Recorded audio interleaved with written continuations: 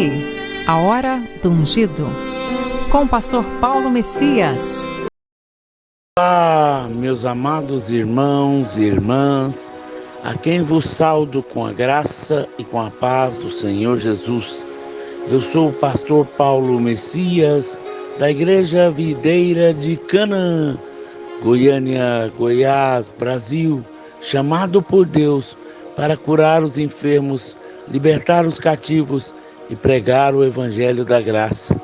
Mas antes de orar com você hoje, eu queria compartilhar uma palavra que tem como título O Grande Valor da Oração. Preste atenção, filho. O cenário em que o profeta Jonas é tragado por um grande peixe é bem oportuno para aprendermos mais sobre a oração e os seus efeitos. Vale lembrar que o profeta se via num problema muito comum no meio cristão, uma divergência de valores. É comum termos irmãos desvalorizando o que Deus valoriza e valorizando o que Deus despreza. Na ocasião, o desprezo do profeta era para com a cidade de Nínive. Todavia, o Senhor precisava corrigi-lo e ele precisava purificar as águas da fonte no coração do profeta. Eventualmente, eu e você precisamos também dessa experiência. Todos estamos propensos, em algum momento, a permitir que as fontes do nosso coração sejam contaminadas. Portanto, nunca desconsidere a adversidade à sua volta. Por pior que possa parecer, há muito a aprender. Em toda obra que Deus faz, há uma didática por trás. E Ele ensinando verdades relevantes e profundas para o nosso amadurecimento. Perceba que Deus prepara um ambiente para que haja um ajuste nas motivações. Deparou o Senhor um grande peixe para que tragasse a Jonas, e esteve 3 dias e 3 noites no ventre do peixe. Jonas capítulo 1, verso 17. Eu preciso destacar algo. Você é alguém muito amado por Deus. Por essa razão, nunca pense que Ele quer ou tem que trazer os seus filhos a sofrerem calamidades. Não pense que Deus está exercendo juízo porque você fez algo errado. Muitos, quando passam por momentos difíceis, ficam tentando descobrir o que fizeram de errado a Deus para que Ele agora possa retalhar. Esse pensamento é maligno. Deus não age assim.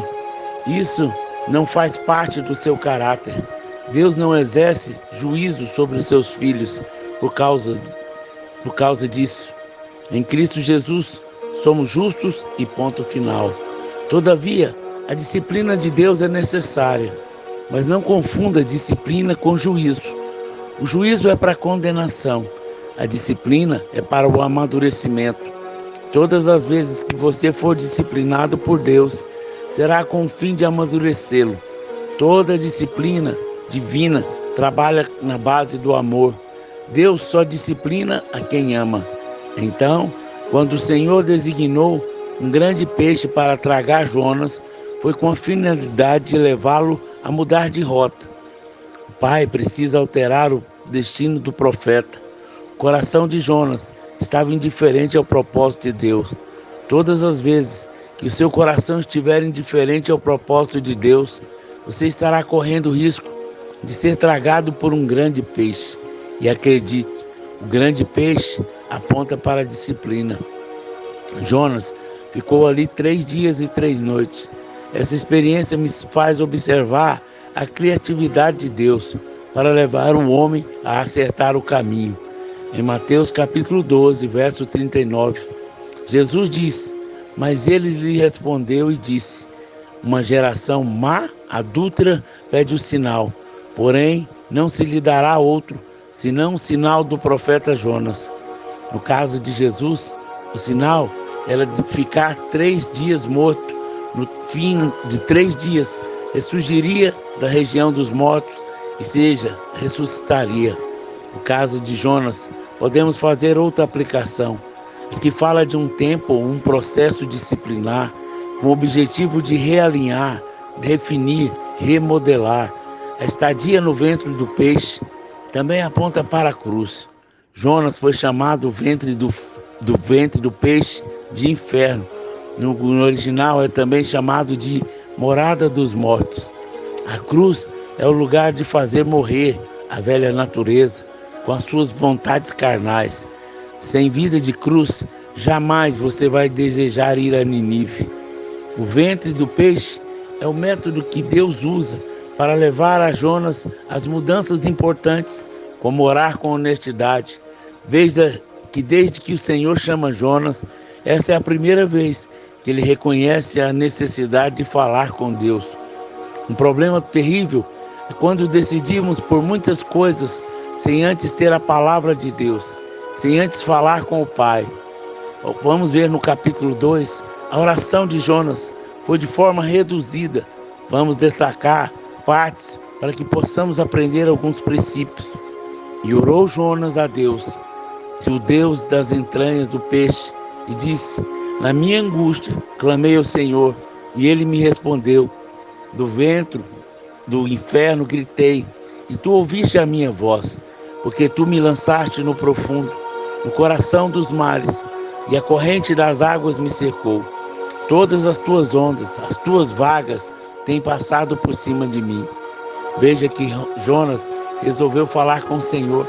Este é um momento importante, pois eles caem em algumas barreiras. A desobediência leva o diabo a criar em nossa mente muitas barreiras, também chamada de sofisma. Muitas vezes o diabo leva alguém que errou a pensar que Deus não quer mais falar com ele. E algo maravilhoso acontece aqui, pois a Bíblia não descreve que Deus falou a Jonas. Todavia ele diz em sua oração que o Senhor o ouviu e respondeu o seu clamor. Pelo menos uma coisa aprendemos aqui: Jonas tinha clareza da voz do Senhor. Sempre há irmãos que têm dificuldade de reconhecer a voz do Senhor, mas creia que eu vou lhe dizer, todas as vezes que Deus fala, Ele fala com clareza. O problema não é a transmissão, e sim a captação da voz do Pai. Sem vida de oração convincente, dificilmente você entenderá o que Deus está dizendo, e ainda que Ele esteja sendo o mais claro possível. Perceba que Jonas se desnuda diante de Deus. Ele fala da sua angústia, ele grita, ele clama. Outro erro muito cometido por irmãos é quando alguém vai orar, começa a falar tudo, menos de que realmente queria falar. Quando você gosta de orar por si mesmo, procure falar do que está claro, do que está no seu coração. Então, se você está triste, fale que está triste. Se está abatido, diga que está abatido. Sua honestidade é um sinal de maturidade. Não tente se disfarçar para Deus. Saiba que não deve haver restrições no que falar a Deus. Em sua oração, Jonas reconhece a soberania de Deus. Ele sabe que Deus o levou ali. Ele reconhece todo o desconforto que vive agora e porque em algum momento respondeu errado ao Senhor. Mas Jonas faz isso num tom de quebrantamento. Ele conhece a Deus e sabe que precisa mudar a sua motivação. Aqui Jonas não quer mais resistir à palavra de Deus que veio a ele. Todas as vezes que oramos com o coração disposto a ouvir o Senhor, consequentemente, também virá o quebrantamento. Um homem quebrantado é acessível a Deus. Um homem com um coração maleável não é preso a nada. À medida que Jonas se rende ao Senhor, Deus vai purificando as águas da fonte do coração. A amargura vai se dissipando e a indiferença vai sendo transformada. Se você não tiver uma vida de oração periódica, certamente se tornará alguém com sentimentos problemáticos. Você nunca será genuinamente uma referência de discípulo, a menos que tenha uma vida de oração fervorosa. Uma família precisa de oração diária, subindo ao céu. A guerra não é simples. Jonas ouve uma palavra de Deus para trabalhar em sua obra. Então ele foge, paga caro por entrar num navio que ia sentido ao contrário ao que Deus havia ordenado. Depois ele entra numa sonolência espiritual. É despertado, é lançado no meio da tempestade furiosa, engolido por um grande peixe. O que ele fez de tudo isso? Decide orar. Veja que não há outro caminho, senão o da oração. Por isso eu quero te dizer, Por mais difícil que esteja a sua vida, por mais enrolada, nessa hora eu quero orar por você, porque a oração é o grande valor. Vamos orar? Pai, em nome de Jesus, teu Filho amado, nós cremos na tua palavra, por isso nós ouvimos ela, somos revelação do Senhor ao nosso coração. Por isso nós buscamos o Senhor em oração, porque nós dependemos de Ti. Sem Ti nada somos, Pai. Sem o Senhor nada podemos fazer. Ó Deus Santo e Poderoso, nessa hora colocamos diante do Senhor todas as nossas lutas, adversidades, todas as nossas batalhas, porque nós cremos que o Senhor é que luta as nossas guerras. Dá-nos vitória, Pai. Livra-nos do mal, livra da angústia, da aflição, livra da ansiedade. Livra-nos, ó Deus, de todo o mal, em nome de Jesus. Amém, amém e amém. Se você foi abençoado com essa palavra, conhece alguém que precisa ouvi-la, envie para ele, e Deus vai abençoá-lo grandemente.